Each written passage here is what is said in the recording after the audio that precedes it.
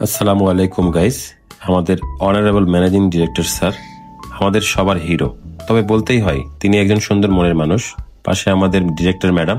আজ যাচ্ছি আমরা কক্সবাজার টু টেকনাফ। তবে প্রতি বছর 30 লক্ষ পর্যটক কক্সবাজারে ভ্রমণ করতে আসেন। তবে যেভাবে আপনি ট্রাভেল করতে পারেন, travel for Cox's Bazar to Teknaf, you can take a bus, taxi or microbus. The bus ride will cost between 3 or 50 taka per person. Taxi will cost 40 or 60 taka per person. For a more comfortable option, you can hire a microbus for 500 or 1000 taka, which can accommodate 8 to 10 people. তবে আধুনিক কক্সবাজারের নামকরণ করা হয়েছে British east India কোম্পানির একজন কর্মকর্তা পালঙ্কি ফাঁড়ির ক্যাপ্টেন হিরাম কক্সের নাম অনুসারে। শরণার্থী পুনর্বাসন কাজে তার ভূমিকা স্মরণে একটি বাজার প্রতিষ্ঠান হয় এবং তার নামে নামকরণ করা হয়। এই জায়গা ইনানি সৈকত, কক্সবাজার জেলার উথুলিয়া উপজেলার একটি সমুদ্র সৈকত, যা প্রায় 18 কিলোমিটার দীর্ঘ।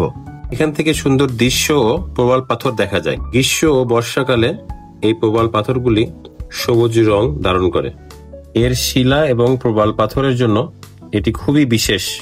টেকনাফ উপদ্বীপ বিশ্বের দীর্ঘতম বালুকাময় সৈকত, যা প্রায় 18 কিলোমিটার। এটি ইন্দো হিমালয় এবং ইন্দো মালয় পরিবেশগত উপ অঞ্চলের প্রাণী জগতের জন্য একটি কৃত্রিমকালীন ভূমির প্রতিধ্বনি করে। তবে আমরা জায়গায় জায়গায় নেমে অনেক আনন্দ করেছি, অনেক সুন্দর সুন্দর ছবি তুলেছি, লাইভ ফটো। আসলে সুন্দর জায়গা বলে কথা, সুন্দর ছবি হবে না কেন?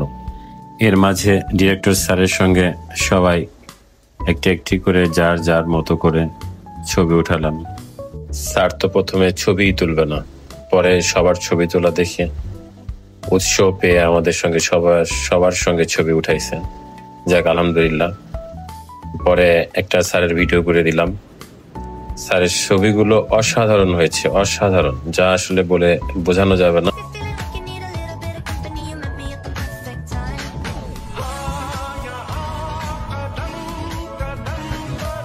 অবশেষে আমাদের যাওয়ার পালা, আবার ফিরে যাচ্ছি। তবে আবার দেখা হবে ইনশাআল্লাহ।